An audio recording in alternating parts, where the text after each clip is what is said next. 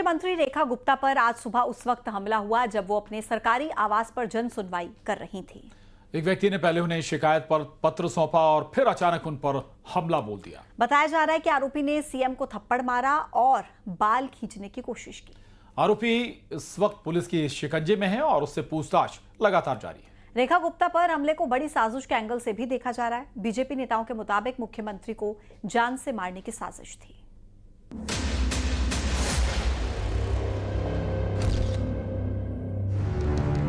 देश की राजधानी दिल्ली में आज जो हुआ उसने राजनीतिक गलियारों में हलचल मचा दी है। मुख्यमंत्री रेखा गुप्ता पर उनके सरकारी आवास पर जनसुनवाई के दौरान हमला हुआ। सुबह करीब 8 बजे दिल्ली की मुख्यमंत्री रेखा गुप्ता अपने सरकारी आवास पर जनसुनवाई कर रही थी। लोगों की भीड़ थी, शिकायतें सुनी जा रही थी। तभी एक व्यक्ति जो खुद को शिकायत करता बता रहा था सीएम के पास पहुंचा।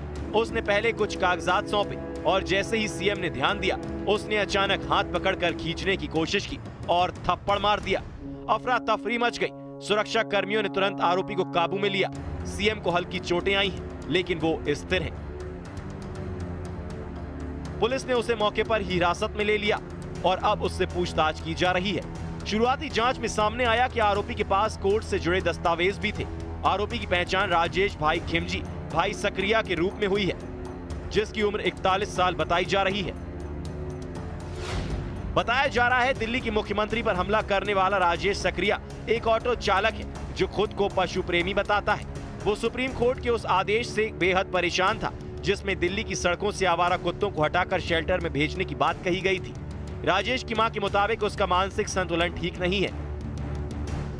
तो मुझे लगता है कि आपको तब तक रुकना चाहिए जब तक पुलिस जांच पड़ताल ना कर ले, उसके बारे में जानकारी ना मिल जाए, क्योंकि लगातार उसकी एक बार जांच पड़ताल हो जाए। मुख्यमंत्री की हालत अभी स्थिर है, डॉक्टर्स उनको देख चुके हैं। कुछ उनको क्या चोटें आई? नहीं, मैंने बताया ना कि सदमा जरूर लगा है, जिससे उनको थोड़ी चिंता हुई है। माननीय मुख्यमंत्री जी के ऊपर जन सुनवाई के दौरान जो हमला किया गया, मैं इसकी कड़े शब्दों में निंदा करता हूं। माननीय मुख्यमंत्री जी दिल्ली की रात दिन चिंता करती हैं और यही विरोधियों की साजिशें हैं।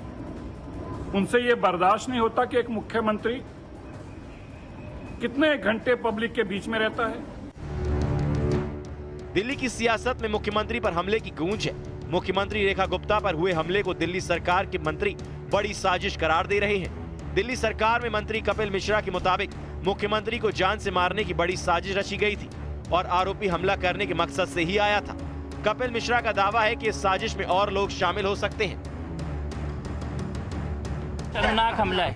एक महिला के ऊपर जो जनता की सेवा में लगी है रात दिन, ऐसी महिला के ऊपर इस प्रकार का हमला जो रात दिन केवल जनता का काम कर रही है। क्या दुश्मनी हो सकती थी किसी की? एक महिला के ऊपर हाथ उठा रहे हो, इस प्रकार की साजिश की जा रही है। मैं इसे माफ नहीं किया जा सकता, ये अक्षम्य अपराध है। सिर्फ कपिल मिश्रा ही नहीं, दिल्ली बीजेपी के नेता हरीश खुराना को भी रेखा गुप्ता पर हमले में साजिश का शक है। हरीश खुराना की माने तो आरोपी के डॉग लवर की बातें बेबुनियाद हैं। गुजरात का रहने वाला आरोपी 2 दिन से दिल्ली में मौजूद था। आरोपी ने सीएम के सरकारी और निजी घर दोनों की रेकी की थी। उसने एक रात सिविल लाइंस में बिताई थी। पुलिस को आरोपी के मोबाइल से कई वीडियो भी मिले हैं जो इस हमले की सुनियोजित प्लानिंग की तरफ इशारा कर रहे हैं। उसने जनता दरबार की पूरी वीडियो पहले देखी थी। ये साजिश एक नजर आ रही है। पॉलिटिकली मोटिवेटेड क्या है ये तो पुलिस बताएगी, लेकिन मुझे लगता है कि पुलिस इसकी तह तक जरूर जाएगी और मैं मुख्यमंत्री जी की जल्द सेहत अच्छी होने की कामना भी हम लोग करके आए हैं अंदर। और निश्चित तौर के ऊपर जो भी साजिश है उसके नीचे तह तक तो जाना पड़ेगा। अब आपको जो तस्वीरें दिखाने जा रहे हैं उनसे बीजेपी नेताओं के आरोपों को बल मिलता नजर आ रहा है। ये आरोपी की पहली सीसीटीवी तस्वीर है। इसमें वो सीएम रेखा गुप्ता के शालीमार बाग स्थित निजी घर के बाहर दिखाई दे रहा है। सीएमओ के मुताबिक फुटेज में देखा गया है कि हमलावर ने मुख्यमंत्री आवास की रेकी की, वहां का वीडियो बनाया। बहरहाल पुलिस हर एंगल से मामले की तफ्तीश कर रही है। आरोपी से पूछताछ की जा रही है। बहरहाल आरोपी ने रेखा गुप्ता पर हमला क्यों किया? क्या वो डॉग लवर था या हमले के पीछे कोई और साजिश थी? क्या हमले की इस साजिश में कोई और शामिल था? ऐसे कई सवाल हैं जिनका जवाब जांच पूरी होने के बाद ही सामने आएगा। Bureau report, news 18।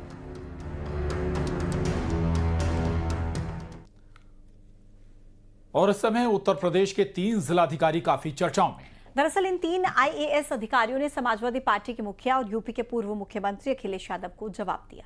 जवाब है वोटर लिस्ट पर एसपी अध्यक्ष अखिलेश यादव के सवाल का। रिपोर्ट देखिए।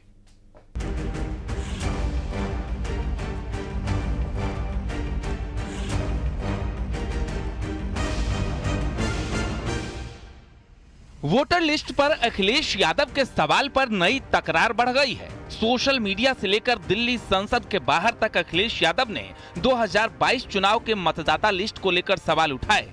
हालांकि अब इन आरोपों पर नया मोड़ आ गया है, क्योंकि यूपी के 3 जिलों के डीएम ने अखिलेश के आरोपों का जवाब दिया है। अखिलेश ने उठाए सवाल। जौनपुर, कासगंज और बाराबंकी के डीएम ने जवाब दिया है। जौनपुर के डीएम ने लिखा है कि आपकी शिकायत गलत और निराधार है। डीएम बाराबंकी ने लिखा, जिनके लिए कह रहे हैं उनका नाम सूची में दर्ज है। हालांकि 3 जिलाधिकारियों के जवाब देते ही अखिलेश यादव ने एक बार फिर पलटवार किया है और कहा कि डीएम को आगे करके चुनाव आयोग बच नहीं सकता और इस मामले की गहन जांच होनी चाहिए। मुझे खुशी है इस बात की कि हमसे हटकर के लड़ाई अब चुनाव आयोग और डीएम्स के बीच में हो गई है, क्योंकि अभी तक तो चुनाव आयोग ये कह रहा था कि उन्हें कोई सूची नहीं मिली है और डीएम लोग ये कह रहे हैं कि उन्हें सूची मिल गई। तो ये झगड़ा हमारा नहीं है, ये झगड़ा है इलेक्शन कमीशन और जिलाधिकारियों को तय करना है कि जो 18,000 वोट की हम लोगों ने सूची दी थी उसमें कितने सही कितने गलत हैं। अभी तो डीएम रिपोर्ट लगाएंगे और इलेक्शन कमीशन तय करेगा। उधर ये मुद्दा धीरे धीरे सियासी परवान चढ़ने लगा है। समाजवादी पार्टी के नेता शिवपाल यादव ने चुनाव आयोग पर निशाना साधा है। कहा, जब विपक्ष के बड़े नेता कोई शिकायत की है तो चुनाव आयोग को इस पर संज्ञान लेना था और कार्रवाई करनी चाहिए थी। जब विपक्ष के बड़े नेताओं ने कोई कंप्लेंट की है और ऐसी कंप्लेंट नहीं करी है, पूरा देश जानता है जे वोटों को कटवाते हैं, वोटों की चोरी कराते हैं और बेईमानी करते हैं, पूरे देश को पता है। तो चुनाव आयोग को से गंभीरता से लेना चाहिए। अखिलेश यादव के आरोपों पर बीजेपी ने भी पलटवार किया और उठाए गए सवालों पर तीखा हमला बोला है।